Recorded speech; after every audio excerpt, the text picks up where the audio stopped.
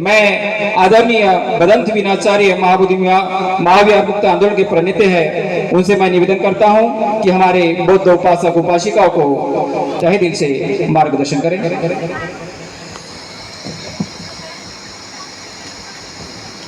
महाकारुणिक सम्यक संबुद्ध परम पूज्य बाबा साहब डॉक्टर अंबेडकर जी, प्रियदर्शी सम्राट अशोक,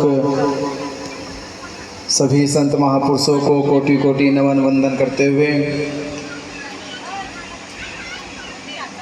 आज महाबोधि महाविहार मुक्ति आंदोलन के इस जन समर्थन कार्यक्रम में नागार्जुन बौद्ध विहार समिति सालेकसा, रवाई स्मारक समिति सालेकसा, फुले स्मारक समिति सालेकसा, भारतीय बौद्ध महासभा तालुका सालेकसा, भारतीय बौद्ध महासभा शहर सालेकसा समता सैनिक दल और तमाम सभी धार्मिक सामाजिक संगठनों के सभी पदाधिकारी जितने भी यहाँ इस कार्यक्रम में उपस्थित हुए और आप सभी श्रद्धावान उपासक उपासिकाएं जिन्होंने सालेकसा शहर में ये जन संवाद यात्रा निकाली और ये सभा का आयोजन किया, तो सभी श्रद्धावान उपासक उपासिकाओं को मेरी ओर से बहुत बहुत मंगल मैत्री, बहुत बहुत साधुवाद। ये लड़ाई महाबोधि महाविहार मुक्ति की लड़ाई क्यों लड़ी जाती है, उसके लड़ने के दो कारण बनते हैं। एक तो ये कि वो लड़ाई इसलिए लड़ी जा रही है कि वो हमारा अधिकार है और हमें नहीं मिल रहा, यानी अधिकार वो हमारा है, वो हमें नहीं मिल रहा और सरकार नहीं सुन रही, तो सरकार को सुनाने के लिए, अधिकार हासिल करने के लिए हमें वो लड़ाई लड़नी पड़ती है। उस लड़ाई के लिए अधिकार हो सकता है कि किसी एक व्यक्ति का हो, एक जाति का हो, एक शहर के लोगों का हो या एक राज्य के लोगों का हो, तो लड़ाई फिर शहर या राज्य स्तर की हो सकती है, पर ये अधिकार की लड़ाई नहीं है, ये विरासत की लड़ाई है।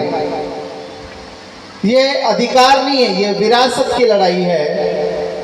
और विरासत किसी एक राज्य की नहीं, एक जाति की नहीं, ये समस्त भारत की विरासत है और पूरे विश्व के बौद्धों की विरासत है। विरासत को बचाने की लड़ाई है। मैं अक्सर कह रहा हूं कि ये मांग नहीं रहे हम लोग इसको कि हमें दे दो, मांगना अलग चीज होता है, हमें बचाने का काम करना है। हमें बचाना है महाबोधि महाविहार पंडे पुरोहितों के पाखंड अंधविश्वास से। हमें बचाना है महाबोधि महाविहार बीटी एक्ट कानून से। हमें बचाना है महाबोधि महाविहार सरकार के गैर कानूनी कानून से। जब महाबोधि महाविहार बचेगा, पंडे पुरोहितों से कब्जा मुक्त होगा, बीटी एक्ट रद्द होगा, तो तब जाकर भारत के बौद्ध और विश्व के बौद्ध अपनी मूल इतिहास को पूरे संसार के सामने जीवित कर सकते हैं। तो महाबोधि महाविहार बचाने के लिए ये लड़ाई 134 साल से लड़ी जा रही है और 134 साल से भारत में 6 पीढ़ियां आंदोलन चलाती चलाती चली गई। ये 7वीं पीढ़ी का आंदोलन है। 6 पीढ़ियां वो सपना देखती रही, वो ख्वाब देखती रही कि उनके दौर में मुक्त हो जाएगा, तो वो भी कह सकते हैं मुसलमानों की तरह कि मक्का मदीना मुसलमानों के पास है, चर्च गिरजाघर ईसाइयों के पास है, गुरुद्वारे सिखों के पास है। तो भारत के बौद्ध भी एक दिन कहेंगे कि महाबोधि महाविहार हमारे पास है। तो ये ख्वाब और सपना देखते देखते 6 पीढ़ियां गुजर गई, ये 7वीं पीढ़ी में आप लोग आए हो। आप भी एक दिन चले जाओगे, ऐसा नहीं कि आप नहीं जाओगे, आप भी चले जाओगे, पर जाना सभी को है, तो कुछ ना कुछ करके जरूर जाना चाहिए। कुछ ना कुछ ऐसा करके जाए, कुछ ना कुछ का मतलब ये नहीं कि बस आप जीवन यापन का मतलब है कि आप एक मानव जीवन में आए, घर गृहस्थी जीवन जिया, बच्चों की परवरिश करी, मकान बनाए, उनकी पढ़ाई लिखाई करी, शादी विवाह कर दिए। ये एक जीवन यापन की जिंदगी है, ये कोई ऐतिहासिक जिंदगी नहीं है इतनी बड़ी, ये एक जीवन यापन जिंदगी है। समूचे विश्व के लोग इतनी जीवन तो जी लेते हैं, ये ऐतिहासिक जिंदगी नहीं। ऐतिहासिक जिंदगी कि कहते हैं कबीर साहब कि जन्म हुआ मेरा जग हंसा मैं रोया, जन्म हुआ मेरा जग हंसा मैं रोया, कुछ ऐसी करनी कर चलो मैं हंसू और जग रोए सारा। यानी आपके जाने के पश्चात लोग आपको याद कर सके। अपनों को तो सब याद करेंगे जब पड़ोसी गांव नगर शहर के लोग याद करें, तो आपके कर्मों में कुछ बल था, कुछ ताकत थी, आपके कर्म इतने बलशाली थे कि लोग आपको विदा करते समय ठिठक ठिठक के रो रहे थे, उनके आंखों से आंसू बह रहे थे। तो ऐसा एहसास जब नगर और राज्य शहर के लोगों को होने लगे तो समझना आपने जीवन नहीं यापन किया बल्कि इतिहास लिखा है।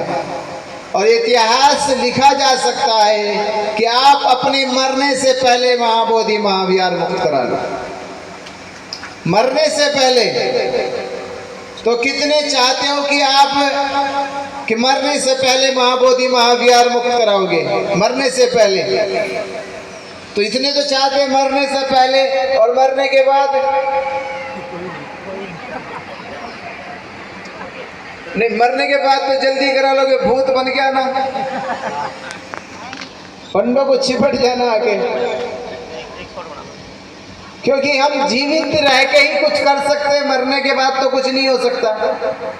तो इसीलिए कह रहे हो कि मरने से पहले कि हम जब तक नहीं मरेंगे, जब तक महाबोधि महाविहार मुक्त नहीं करा लेंगे, मरेंगे नहीं तब तक। और बौद्धों के लिए ये लड़ाई इतनी बड़ी लड़ाई है, ये ऐसी लड़ाई नहीं कि भाई की भाई से लड़ाई है, सास बहू की लड़ाई नहीं है, गांव मोहल्ले की लड़ाई नहीं है, नगर शहर की लड़ाई नहीं है, जाति की लड़ाई नहीं है। इन लड़ाइयों में तो आप जेल चले जाओगे, जेल चले जाओगे। अगर महाबोधि महाविहार की लड़ाई लड़ोगे तो सम्मान सत्कार पाओगे। लड़ाइयों का फर्क होता है ना, लड़ाई का फर्क है ये। तो इसलिए जब लड़ाई लड़नी है तो भाई भाई से क्यों लड़ो,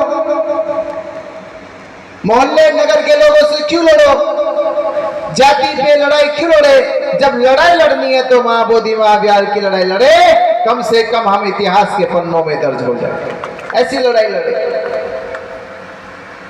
तो 134 साल से जो लड़ाई लड़ी जा रही है, अब ये लड़ाई मैं कहता हूं कि अभी लड़नी नहीं है बल्कि ये लड़ाई जीतनी है।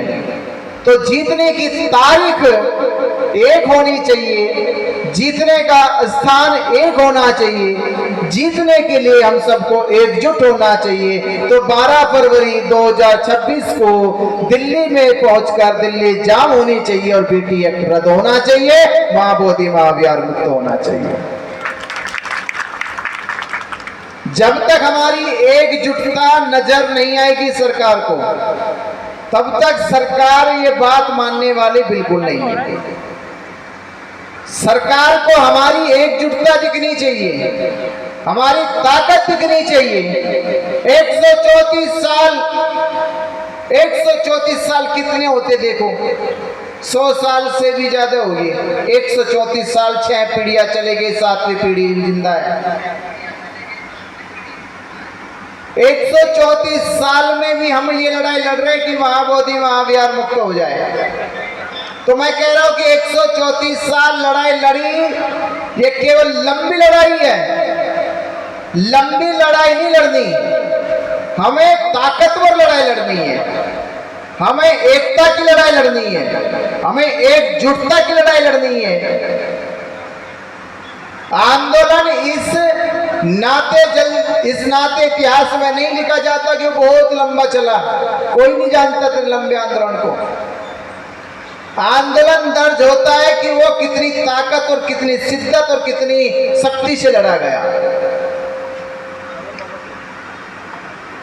2 अप्रैल 2018 में आप ही लोगों ने कितने साल आंदोलन चलाया? 2 अप्रैल 2018 में, मालूम है किसी को? ज्यादा साल नहीं हुए, 7 साल हुए। 7 साल पहले 2 अप्रैल 2018 में, ये तो 134 साल पुराना आंदोलन है, वो केवल साल, 2 साल, 10 साल या महीने, 6 महीने, महीना, 2 महीना नहीं चला, बल्कि एक दिन, मात्र एक दिन भारत के शेड्यूल कास्ट के लोगों ने, अनुसूचित जनजाति के लोगों ने मिलकर केवल 2 अप्रैल को पूरा भारत बंद करके मोदी को दिखाया कि भारत के अंबेडकरवादियों की ताकत कितनी बड़ी है, और उस दिन मोदी ने उनके उस कानून को बदलने से मना कर दिया। ताकत से जीता जाता आंदोलन, एक दिन की ताकत ने भी कमाल कर दिया। हम 134 साल में नहीं कर पा रहे, एक दिन की ताकत ने कमाल कर दिया, क्योंकि आंदोलन में ताकत थी, शक्ति थी। तो वो आपसे कहा जा रहा, 134 साल तक हम लोग आंदोलन लड़ते आ रहे। जब 6 जुलाई 1949 को ये बीटी एक्ट नाम का कानून बना, तब भारत में बौद्ध नहीं थे, इसलिए पंडित पुरोहितों की बातें मान ली गई, क्योंकि बौद्ध नहीं थे तो बौद्ध नहीं तो विरोध नहीं हुआ, और विरोध नहीं हुआ तो निर्विरोध वो कानून बन गया और वो चल गया। पर आज 76 सालों के बाद 14 अक्टूबर 1956 में जब बाबा साहब अम्बेडकर जी ने दीक्षा ली, तो 1 2 लाख नहीं, आज भारत में करोड़ों बौद्ध है। इन करोड़ों बौद्धों को आज संकल्प लेना चाहिए कि हे बाबा साहब अम्बेडकर, आपने हमें धम्म दिया, हमारा मान बढ़ाया है, ये आपके बच्चे महाबोधि महाविहार मुक्त करके आपका सम्मान बढ़ाएंगे। ये संकल्प लेना चाहिए आपको, क्योंकि धर्म का जो वजूद है, धर्म का जो अस्तित्व है, महाबोधि महाविहार है। ऐसे मात्र केवल परिधान वस्त्र बदल लेने से धर्म का परिवर्तन नहीं होगा, जब तक महाबोधि महाविहार से पंडों को बाहर ना कर दो, तब जाके हमारा अस्तित्व जिंदा होगा। जब हमारे बौद्धों की ताकत दिखाई देगी, जब बीटी एक्ट रद्द होगा, जब हम कह सकते हैं कि अगर मक्का मदीना मुसलमानों के पास है, हिंदुओं के मंदिर हिंदुओं के पास है, गुरुद्वारे सिखों के पास है, तो महाबोधि महाविहार बौद्धों के पास है, तब जाके भारत में बौद्धों की ताकत का एहसास होगा। तो हमें ये करना होगा, और ये लड़ाई कोई इतनी लंबी नहीं, इतनी लंबी नहीं लड़नी, बल्कि इसे केवल कुछ दिन ही लड़ने, कुछ दिन, वो कुछ दिन में बस भारत के, पूरे भारत के बौद्धों को एकजुट होकर दिल्ली जाम कर देनी चाहिए। और दिल्ली जाम हो जाएगी तो मैं निश्चित कह रहा हूँ कि मोदी की नींद हराम हो जाएगी, और मोदी की नींद हराम होगी तो बिहार की सरकार की नींद हराम हो जाएगी, और बिहार की सरकार की नींद जिस दिन हराम हो जाएगी, उस दिन बीटी एक्ट रद्द हो जाएगा, महाबोधि महाविहार मुक्त हो जाएगा। तो हम सब लोगों को मिलकर ये संकल्प लेना चाहिए कि आने वाली पीढ़ी सर उठा के ये कह सके कि मैं उस परिवार से ताल्लुक रखता हूँ कि जिन्होंने महाबोधि महाविहार मुक्ति के लिए साथ दिया था, कंधे से कंधे मिलाकर दिल्ली गए थे और दिल्ली जाम किया था, महाबोधि महाविहार मुक्त किया था।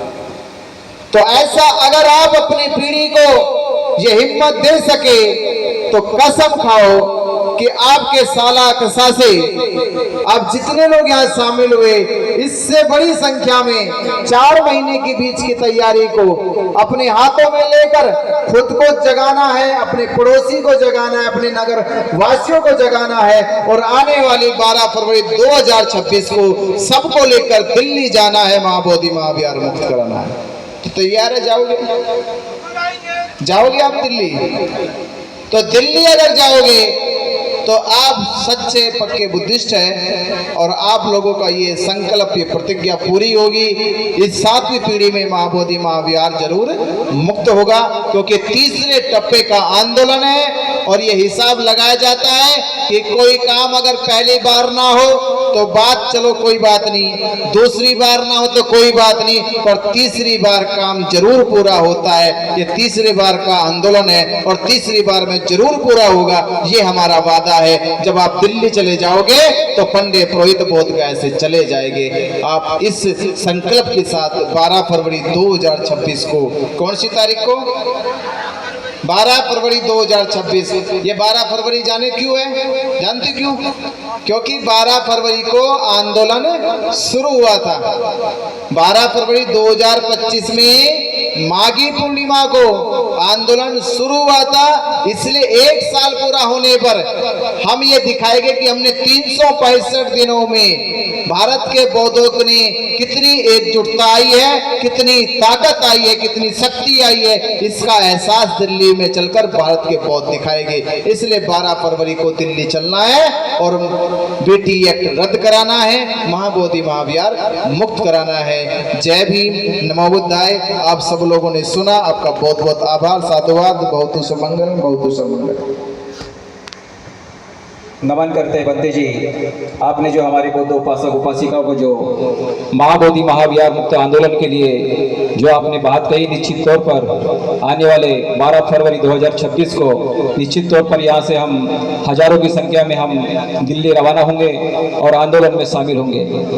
इसके पश्चात मैं कार्यक्रम के समापन के लिए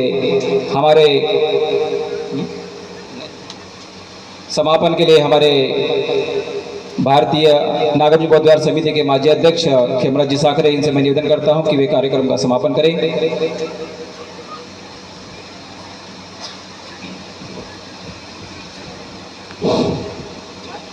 आज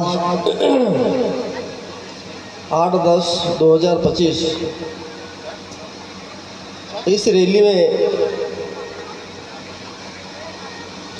हमारे मार्गदर्शक माननीय भंते विनाचार्य महाबोधि महाविहार मुक्ति आंदोलन प्रणेते